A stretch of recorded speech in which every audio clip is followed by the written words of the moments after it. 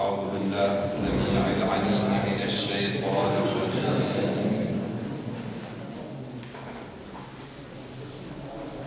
بسم الله الرحمن الرحيم.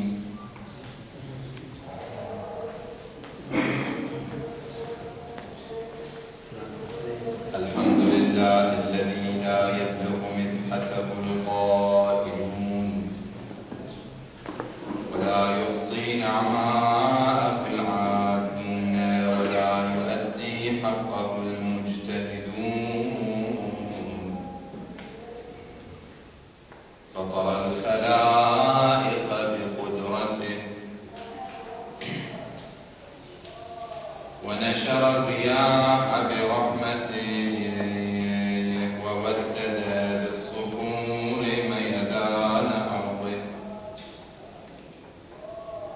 ثم الصلاة والسلام على أشرف خلقه وأعز رسله العبد المؤيد والرسول المسدد والمصطفى الأمجد حبيبنا وحبيب قلوب العالمين أبي القاسم محمد. اللهم صل على محمد وآل محمد. بسم الله الرحمن الرحيم. شهر رمضان الذي أنزل فيه القرآن هدى للناس وبينات من الهدى والفرقان. Pour la joie de notre prophète sallallahu alayhi wa alihi wa sallam. اللهم صل على محمد وآل محمد. On fait un salawat, un grand salawat alayhi wa ala ahli baytih. اللهم صل على محمد وآل محمد. Allah a dit dans ce verset qu'on a mentionné hier et on n'a pas arrivé à cette partie de l'explication pour expliquer le Shahr Ramadan alladhi unzila fihi al-Qur'an. On a expliqué le Shahr Ramadan. Il nous reste aujourd'hui d'expliquer un petit peu de ce que veut dire unzila fihi al-Qur'an. Qu'est-ce que ça veut dire unzila fihi al-Qur'an? Après hudan lin-nas, c'est la guidance. Wa bayyinatin min al-huda wal-furqan. Dans ce verset béni, Allah nous dit l'importance du mois de Ramadan. Il y a plusieurs choses qui nous montrent l'importance du mois de Ramadan.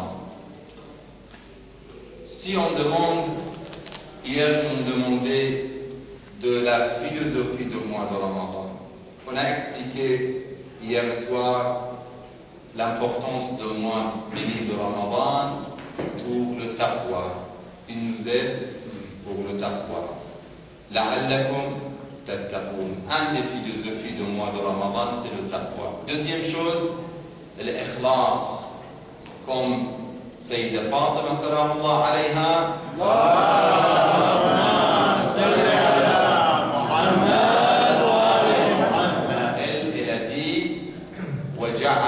جعل الله الصوم أو الصيام تثبيتا للإخلاص.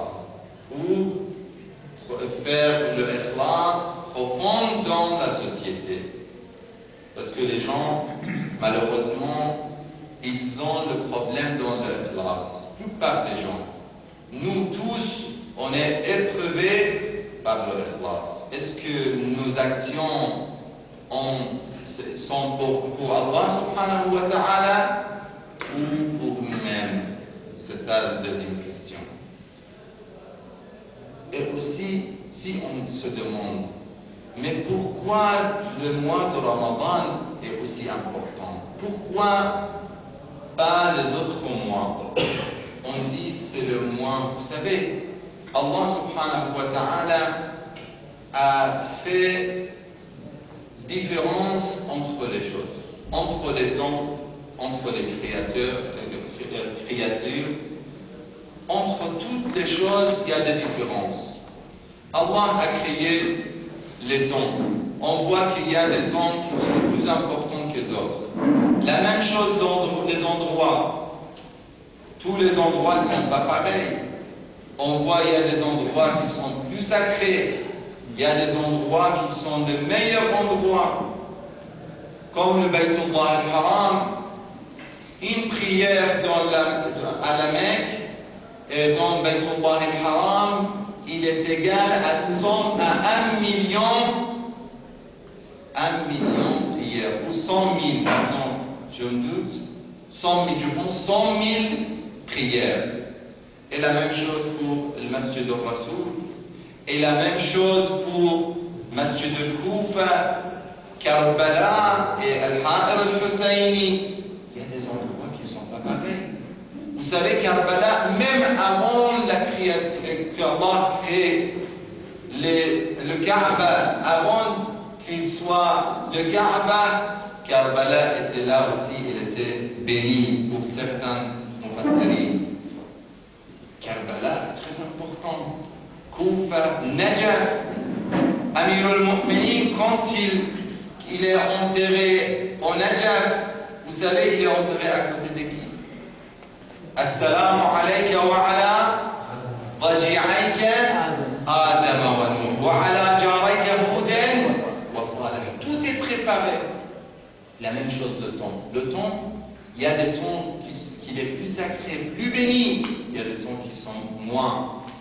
Le mois béni de Ramadan, c'est ce temps-là qui est très important. Il faut savoir qu'il y a une hurma. Hurma, ça veut dire il y a une valeur. Il faut respecter.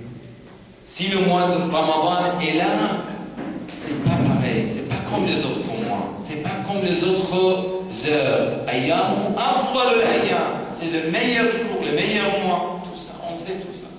Bon, après on dit que le mois béni de Ramadan, on voit que tous les livres sacrés sont venus dans le mois béni de Ramadan. Suhuf Ibrahim dans le 3e jour. Injil dans le 7e jour. Le Suhuf Moussa, Taurat dans le, je pense, 13e jour. Et le Zabour dans le 18e jour. Et le Coran al-Karim, on ne sait pas, peut-être dans le 19, 21, 23, Allahu al-Alam. Entre 21 et 23, c'est Laylatul Qadr. Se donne Laylatul Qadr. Il est descendu dans Laylatul Qadr. Peut-être 21, peut-être 23. Moi, je dis des fois, l'imam Ali alayhi salatu wa salam,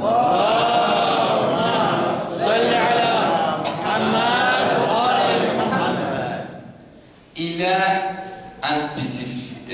est spécifique dans toutes les choses. Même dans le lieu qu'il était né, dans la nuit qu'il était né, dans la nuit qu'il était tué, et dans la place et le lieu qu'il était tué, qu'il était martyrisé. L'imam Ali, il avait ce caractère-là. Il est né dans Baytullah al-Haram, dans le Kaaba. Ça, vous savez, on n'a personne qui a ce caractère-là. Deuxième chose, quelle nuit? 13 Rajab, vous savez, les bir de Rajab, ce sont les meilleurs. Ce sont des meilleures nuits dans toute l'année. Et aussi, il est martyrisé où? Fi Mihrab, Masjid al-Koufa. Masjid al-Koufa, je ne vais pas vous expliquer ce soir qu'est-ce que ça veut dire Masjid al-Koufa. Quelle valeur il a Masjid al-Koufa? Il est le lieu que le bateau de Nuh alayhi salam est descendu et le reste des choses. Ça, vous savez. Bon, dans le mihrab, Masjid al-Kufa est martyrisé. Moi, je pense, même la nuit qu'il a quitté ce bas-monde-là, c'est exceptionnel. Peut-être c'est la nuit de Qadr, la nuit de martyr de l'imam Amir al-Mu'minin. C'est pour ça que je dis entre les deux. Comme il a dit, je ne dis pas de moi-même. Moi, j'ai rien du tout à dire. J'ai rien à dire comme il y a des imams. Il y a des gens qui pensent qu'ils peuvent faire quelque chose. Nous, on n'est rien du tout. Il faut toujours dire, l'imam a dit, tel alim a dit de l'imam alayhi salam. L'imam Sadiq salamullahi alayhi.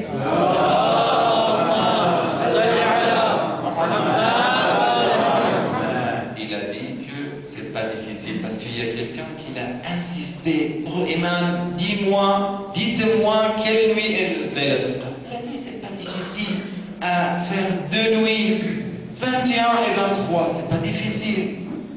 Vous pouvez faire les deux pour avoir Laylatul Qadr. Bon, ça veut dire Laylatul Qadr, il est le plus important dans le mois de Ramadan. Pourquoi est important celui-là? Parce que c'est la nuit que le Coran est descendu. Inna anzalnahu fi laylatil qadr. Inna anzalnahu fi laylatin mubarakah. Laylatul Qadr est mubaraka. Pourquoi? Parce que le Coran est descendu dans ce mois-là et dans cette nuit-là. Ça veut dire, quand on dit Ya Ali, Ya Azim, Ya Ghafur, Ya Rahim, Anta Rabbul Azim, الذي ليس كمثله شيء وهو السميع البصير وهذا شهر عظمته وكرمته وشرفته وفضلته على شهور وهو الشهر الذي فرضت صيامه عليه وهو شهر رمضان الذي أنزلت فيه القرآن. Ça veut dire l'importance de شهر رمضان, l'importance de شهر رمضان الذي أنزل فيه القرآن, c'est ça l'importance de شهر رمضان. Mais pourquoi? Pourquoi le Coran est aussi important? On se demande peut-être. C'est qu'Allah, il y a des autres livres aussi. Le Coran a 2 niveaux. Le Coran, quand on regarde le Coran al-Karim, l'apparence du Coran, les phrases du Coran, l'écriture du Coran, c'est génial, c'est sacré, c'est le meilleur, c'est la lumière. Mais ça, c'est seulement l'apparence. Il y a derrière ça, la vérité du Coran est beaucoup plus importante. Beaucoup plus importante. On voit, le Coran, il a 2 niveaux. Un niveau, c'est les phrases, c'est les mots, qu'ils sont sacrés, qu'ils sont importants. On voit que les imams, comment ils faisaient? Ils donnaient l'importance, ils respectaient le Coran, ils aimaient le Coran. L'imam Hussein alayhi salatu wassalam,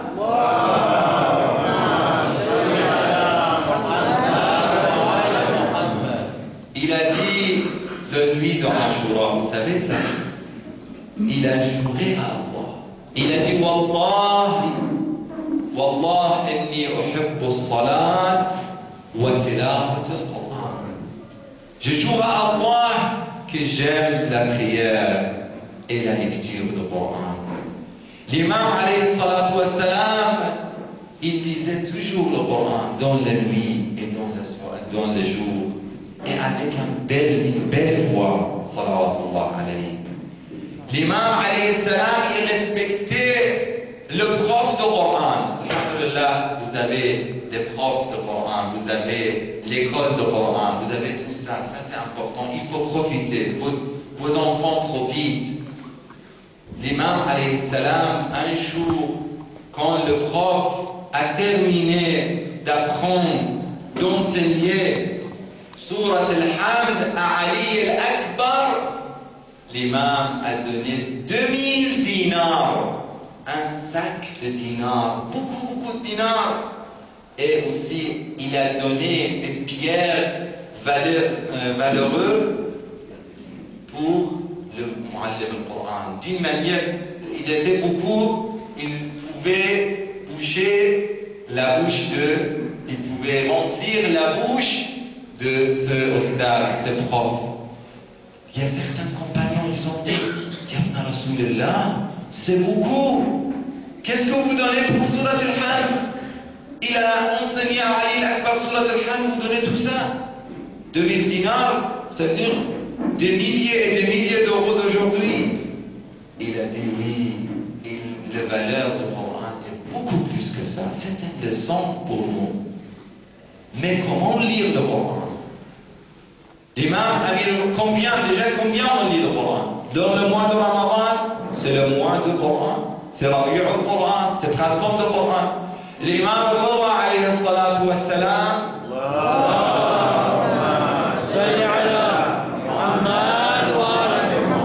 il dit, moi je lis toujours, pas dans le mois de Ramadan, parce qu'il y a des gens malheureusement, le Coran pour eux, c'est seulement pour le mois de Ramadan. Avant et après, il n'y a pas de Coran. Il y a des gens, même dans le mois de Ramadan, ils ne lisent pas beaucoup de Coran. Il y a des gens, pour eux, le Coran est pour le mariage. Ils commencent le mariage, ils terminent avec le deuil. C'est ça, pour eux. Il y a des gens, pour eux, c'est pour voyager, pour protéger dans le voyage. Comment ils peuvent vous protéger? Ils peuvent nous protéger si on est loin du Coran. Ils protègent les gens qui sont proches du Coran. L'imam alayhi salam a dit, 8e imam, a dit que le Coran, j'ai dit chaque 3 jours le Coran entier. Tout le Coran, ça veut dire chaque jour il lit combien? 10 juz de Coran. Et il a dit, si je veux lire plus que ça, je faisais, mais je veux bien faire le tadabbur dans le Coran. C'est-à-dire l'imam, il lisait 10 choses avec tadabbur. Il pensait à chaque verset qu'il lisait. L'imam Zayn al-Abidin, quand il lisait le Coran, il fait le tartib du Coran, les gens, les saqa'i, les gens qui ramènent de l'eau, ils étaient à côté. Il s'est arrêté à côté de la maison de l'imam Zayn al-Abidin pour écouter la voix, la belle voix de l'imam Zayn al-Abidin qui lisait le Coran. Le Coran nous protège, le Coran est tout dans la vie. Comment lire le Coran? Maintenant, on parle de tadabbur. Déjà, tartib. Déjà, il faut rattel le Coran, tartila. Il faut lire le Coran. La première part. Il faut apprendre le Coran à nos enfants. Il faut savoir l'importance de ça.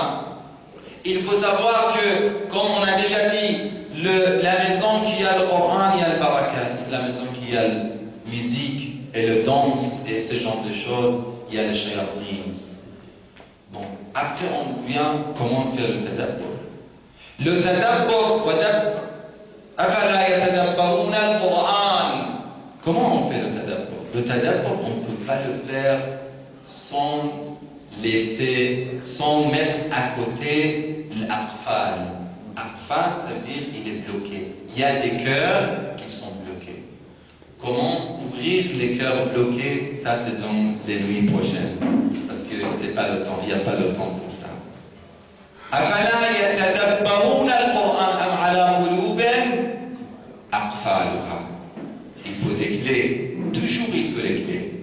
Les clés pour Laylatul Qadr, les clés pour lire le Coran. Et dans la vie, on a besoin de clés.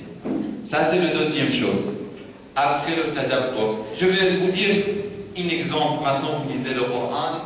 Je vous donne une méthode. Un grand alim a donné cette méthode-là à une personne qui voulait lire le Coran correctement. Il a demandé à ce arif, Maulana, est-ce que vous pouvez me donner une méthode? Comment je peux lire le Coran?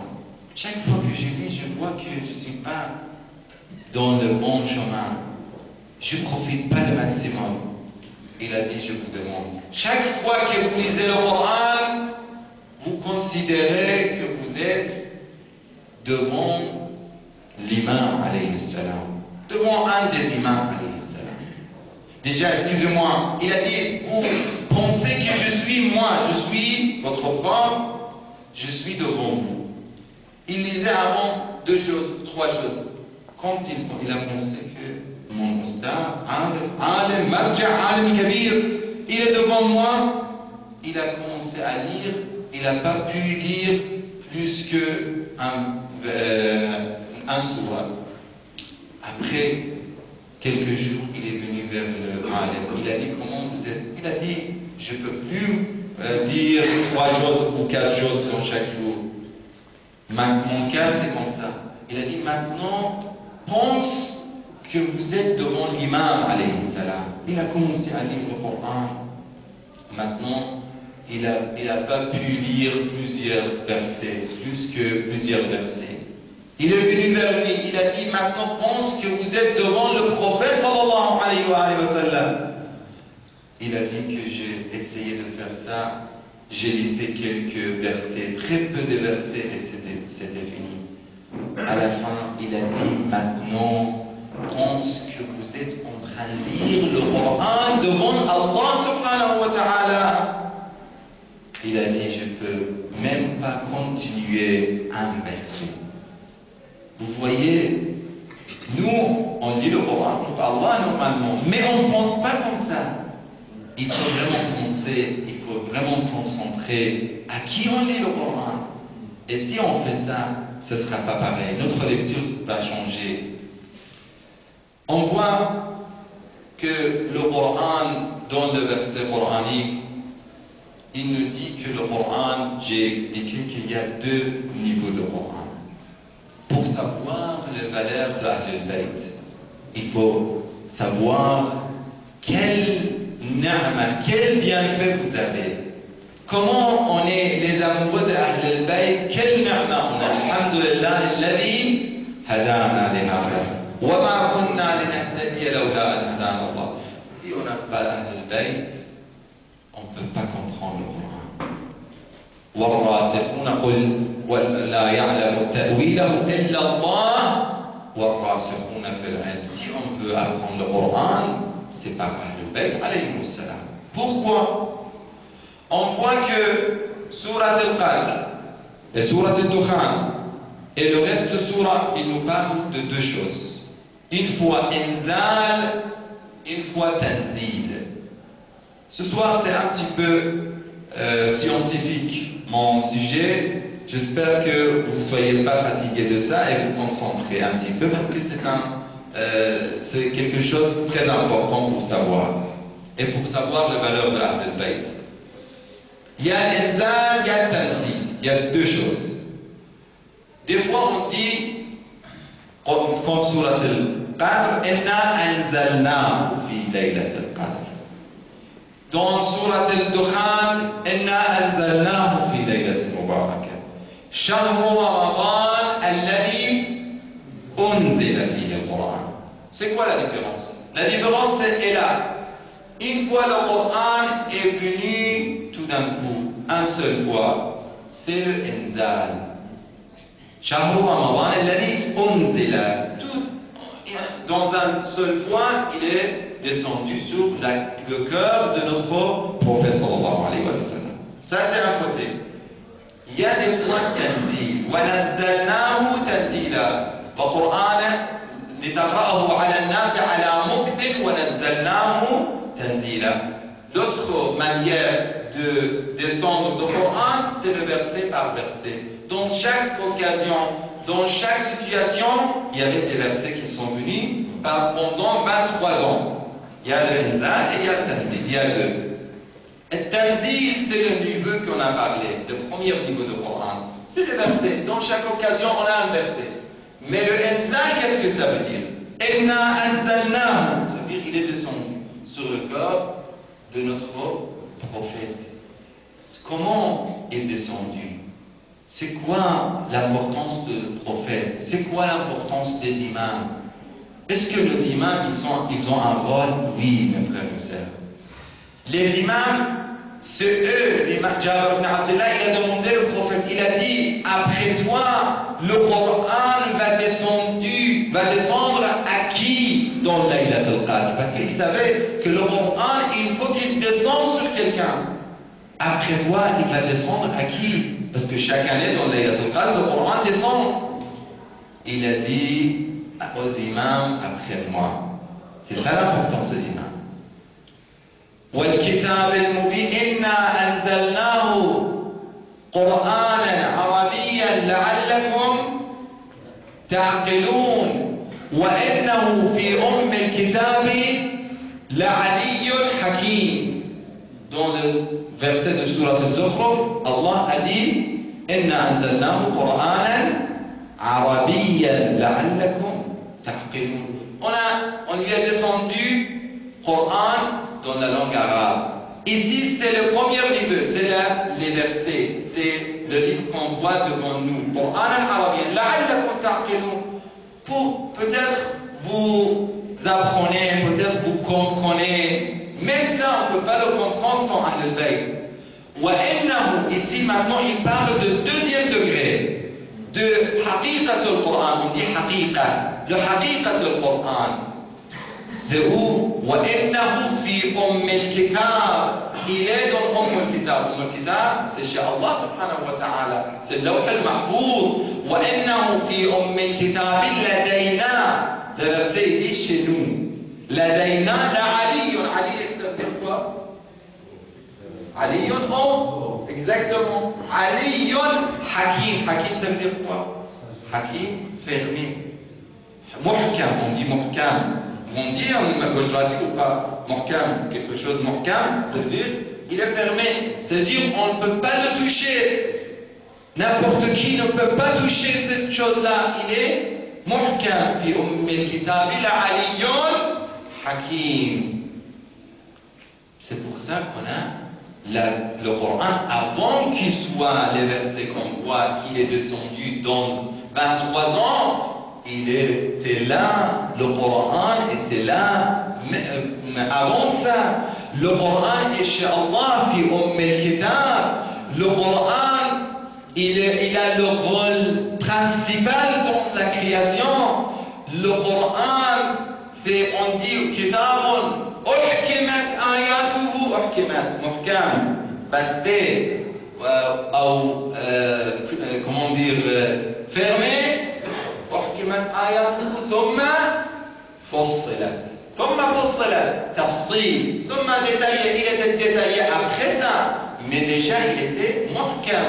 C'est pour ça que dans les versets de sourate Al-Waqi'a, qu'est-ce qu'on dit? فلا أقسم بمواقع النجوم. Allah a fait un grand qasam. La أقسم, ça veut dire pas que je joue pas.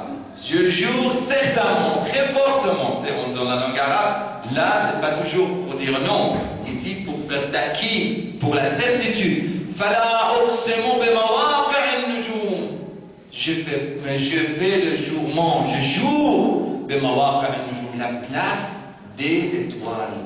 Mais c'est quoi la place des étoiles? Ça, on a besoin de beaucoup d'études pour savoir c'est quoi les places des étoiles.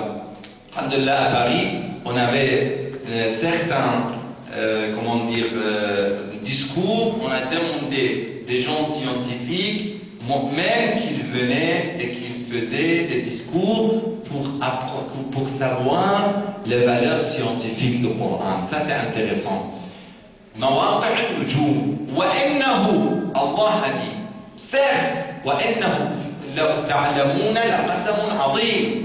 Si vous le savez, c'est un grand jour. وإنه لو تعلمون لقسم عظيم إنه لقرآن كريم. Il est Coran كريم. Ou إنه لقرآن كريم في لوح. فلا أقسم بمواقع النجوم وإنه لقسم لو تعلمون عظيم إنه لقرآن كريم في كتاب مكنون. في كتاب dans un livre مكنون dans la langue arabe fermé مكنون. إنه في كتاب مكنون لا يمسه. Vous connaissez cette verset-là? C'est le verset de Ahl al-Bayt. لا يمسه, il ne touche pas إلا المطهرون. صلى على محمد وعلى محمد. اللهم صل على محمد.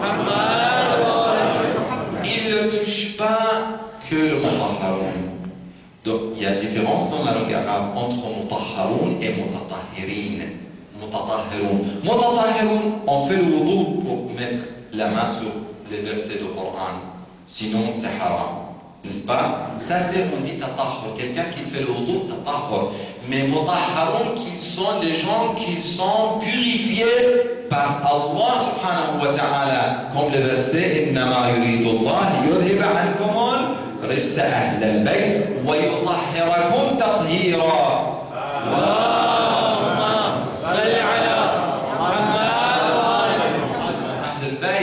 Ça veut dire qu'il ne touche pas ce Coran, c'est la vérité, la haqiqat du Coran, le degré haut du Coran, le Coran qui est fi maqam al-tanzil, nuzul, ça veut dire le Coran qui est descendu la nuit de Qadr sur le cœur de notre prophète sallallahu alayhi wa sallam. Ce Coran, pas le Coran qui est dans le maqam al-tanzil, qui est venu pendant 23 ans. Ce Coran, il ne peut pas toucher, il ne touche pas, sauf Ahl al-Bayt, alayhi salatu wa salam. C'est le Coran qui est fi al-Kitab. Ilm Allah, si on parle de Ilm Allah, c'est dans le Coran. Le Coran, il est Kitab Allah.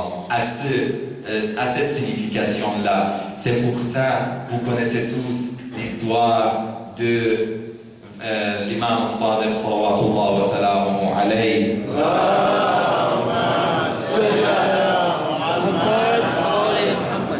Qu'il a dit qu'il y a deux, nous, on a ilm al-kitab.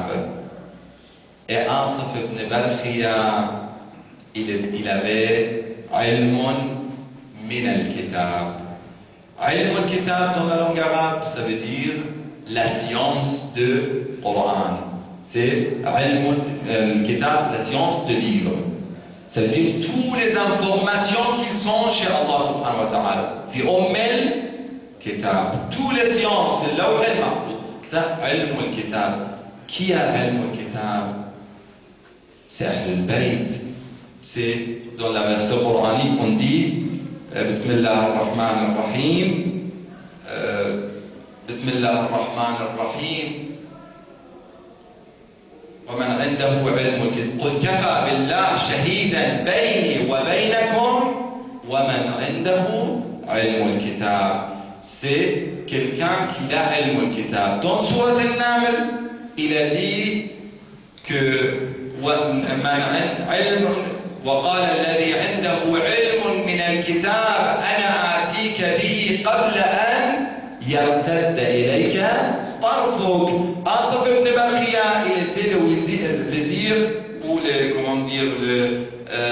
le successeur de Wasi Sulaiman. Sulaiman, il avait un successeur.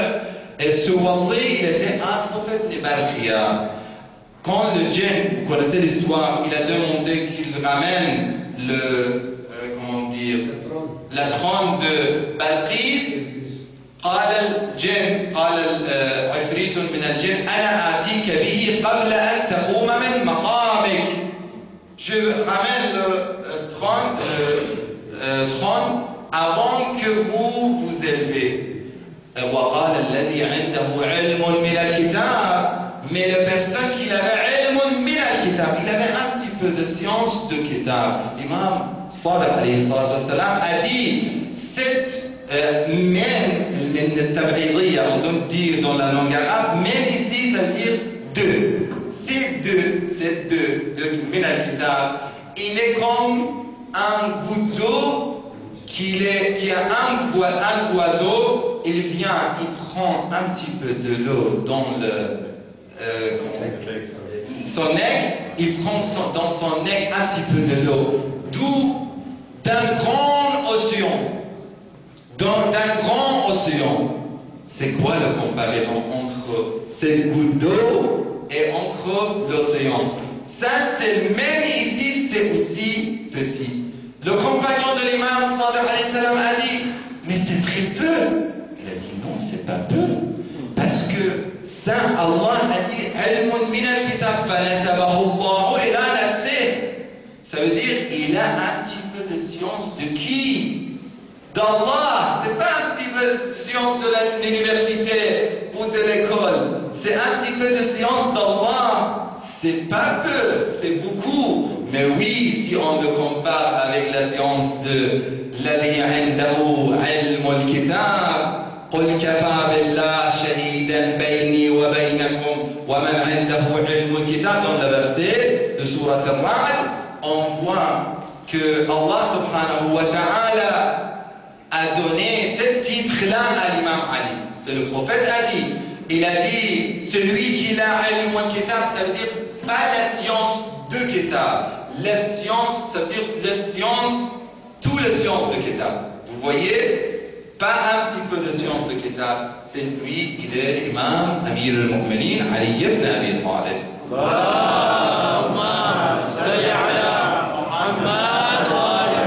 C'est pour ça qu'il a dit, notre prophète, Ana madinatul ilm wa aliyun babuha faman arada al-madinata wal-hikma al-ilma wal-hikma falyatiha min babiha. C'est la porte de la science de Rasulullah sallallahu alayhi wa sallam. C'est l'imam alayhi salatu wa salam. Comme l'imam Sadiq et tous les imams, ils nous parlent de science de l'imam Ali. Vous voyez, c'est quoi?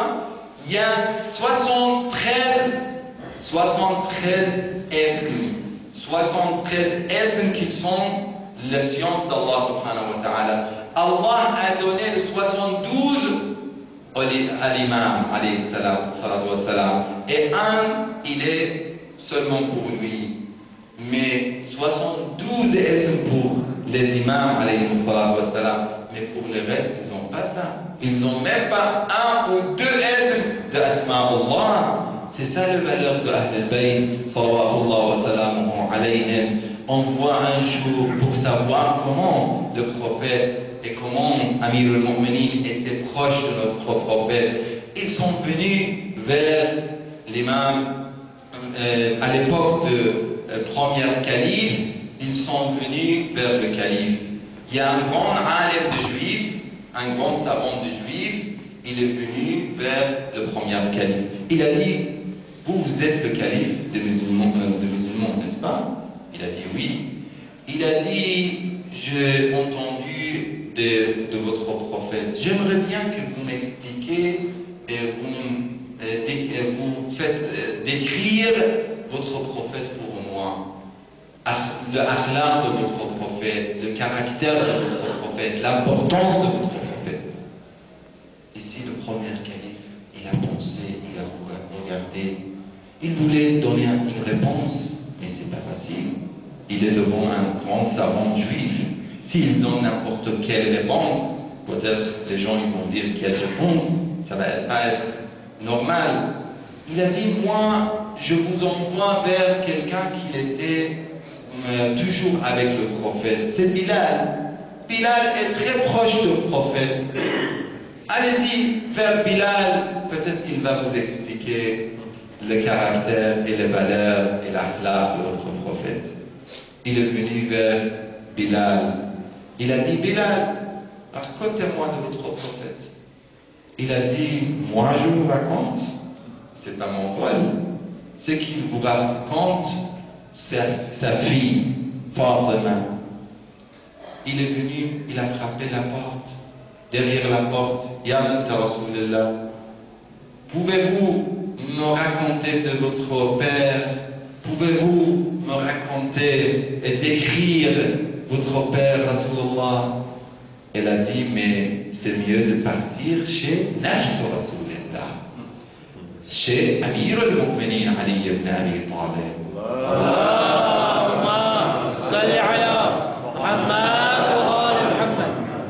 Il est venu vers lui à la fin.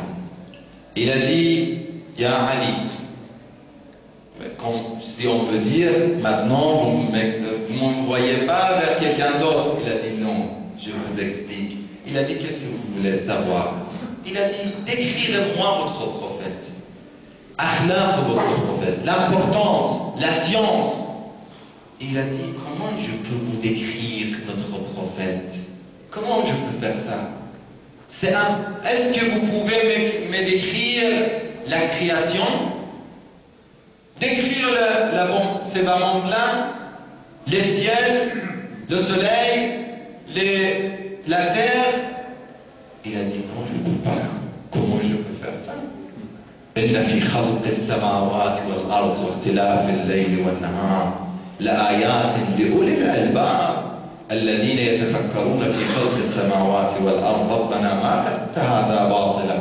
Je ne peux pas. Il a dit, ok, vous me demandez d'écrire le prophète.